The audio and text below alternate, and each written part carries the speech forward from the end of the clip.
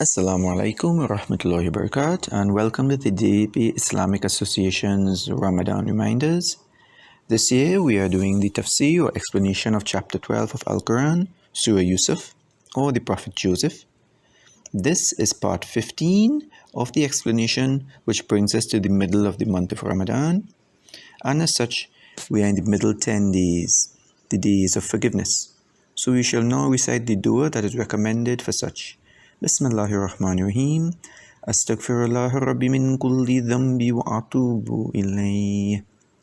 I ask forgiveness of my sins from Allah, who is my Lord, and I turn towards Him.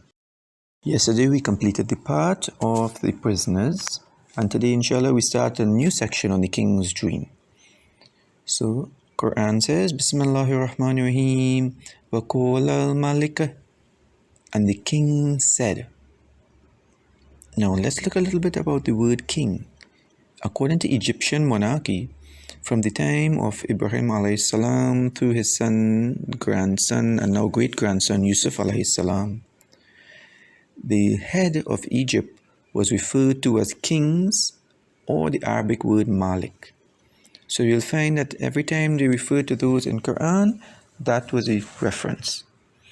According to history, from about 1479 BCE, before Common Era, Thutmose III was ruling, and from after him, the leaders of Egypt were known as Pharaohs, or in Arabic, Fir'aun. So we can see that when Musa alayhi salam is referred to in Quran, he is speaking to Fir'aun, while Yusuf alayhi salam is speaking to the Malik. As we continue with Ayah 43, وَقَالَ الْمَلِكُ إِنِّي أَرَى. So the king is saying, certainly I have seen. And what he's speaking about? This recurring dream, which is gnawing at him and has him confused. And not just that, the word araya, it was used in Ayah 5 when Yaqub alayhi salam was telling Yusuf not to tell the dream to his brothers. And this word sort of emphasizes that the dream makes him feel scared. So he's saying this dream that he's telling us about is one in which it is bothering him a lot, and it's coming every night. Every night he's getting it. And what is the dream? Sab'a bakaratin simani yakuluhunna sab'un ijafu wa sab'a. That there are 7 thin cows eating 7 fat cows. And the dream continues, Sumbulatin kudru wa ukroya bisatin. And there are 7 green ears of corn and 7 dry ones. So he now tells his people of the court, his advisors, he's saying, Ya ayyuhal mala'u, O chiefs, O people I have around me to advise me, Aftuni fi ruhyaya, explain to me my vision, my dream. In kuntum li ru'ya ta'burun, if you can really interpret your dreams. So those people who claim to be of high standing order, close to the king, always in the court, right? Those magicians and those around them, see if you could explain it. And Allah subhanahu wa ta'ala made it in such a way that they could not. Qulu adgathu ahlam. So they, the members of the court, are saying that they are confused about these dreams. But notice that the word they use for the dream comes from the word hulum. And when we spoke about dreams earlier on in the series, we spoke about the fact that these dreams, the hulum, are the ones that are considered to be nightmares, because it was very scary for the king to be getting these dreams recurring, and it was difficult for him to understand, and it was really bothering him. So they continue to speak to the king, stating, وَمَا نَحْنُ بِتَأْوِيلِ الْأَحْلَامِ بِعَالِمِينَ. And we are not versed or learned in the interpretations of these nightmares or visions that you are having.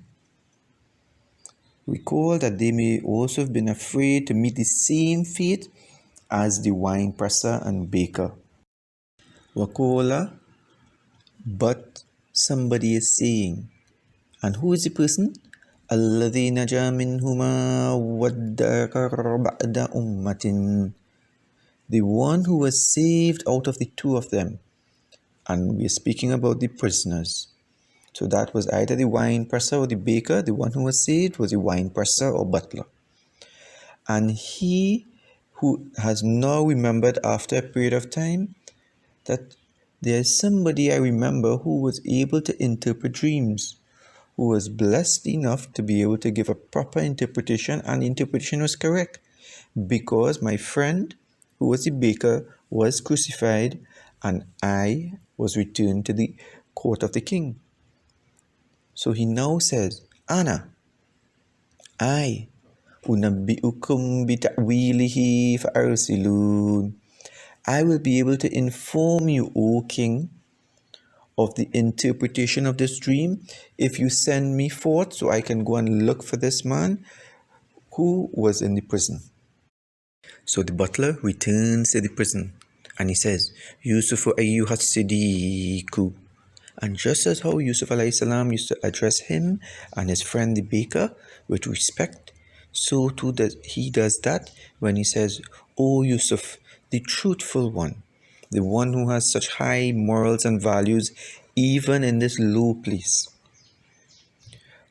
Oh, my friend, I've come back to you, Aftina, to explain to me, to help me, because I know you can interpret dreams. So I'm coming and asking for your help. Fi sab'in bakaratin simani ya'kuluhunna sab'un ijafun wa sab'i. Explain to me about the 7 thin cows eating the 7 fat cows. And he concludes his explanation of the dream where he says, وَسَبَئِ سُنْبُلَاتٍ كُدْوٍ وَأُخْرَى يَابِسَاتٍ, and about the 7 green ears of corn and the 7 dry ones. And now he gives his reason why. لَعَلِّي أَرْجِعُ إِلَى النَّاسِ لَعَلَّهُمْ يَعْلَمُونَ, I need to inform the people so that they are aware of 2 things. One, what this dream means. Because this hulum, this nightmare which has scared my king and has confused the people of the court, it's really knowing at us because we really want to know what it means. And 2, we want to know who the interpreter of the dream is. So that way you, my truthful friend, can get your story out there because I know that you're innocent. As we end part 15, let's recap these sections of the surah that we've done so far. In the first one, Allah subhanahu wa ta'ala spoke to Muhammad sallallahu alayhi wasallam about this being the best of stories. And then Yusuf alayhi salam's story actually began in the second section with his dream about the sun, the moon and the stars.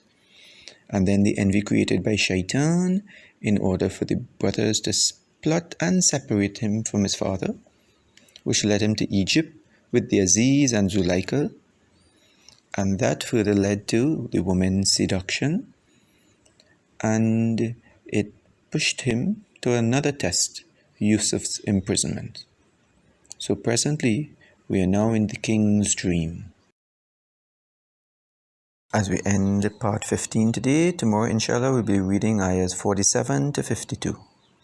We now end with the dua, Bismillahir Rahmanir Rahim. ربنا تقبل منا إنك أنت السميع العليم. O Lord, accept this service from us, for indeed you are all hearing, all knowing. Assalamu alaikum wa rahmatullahi wa barakatuh.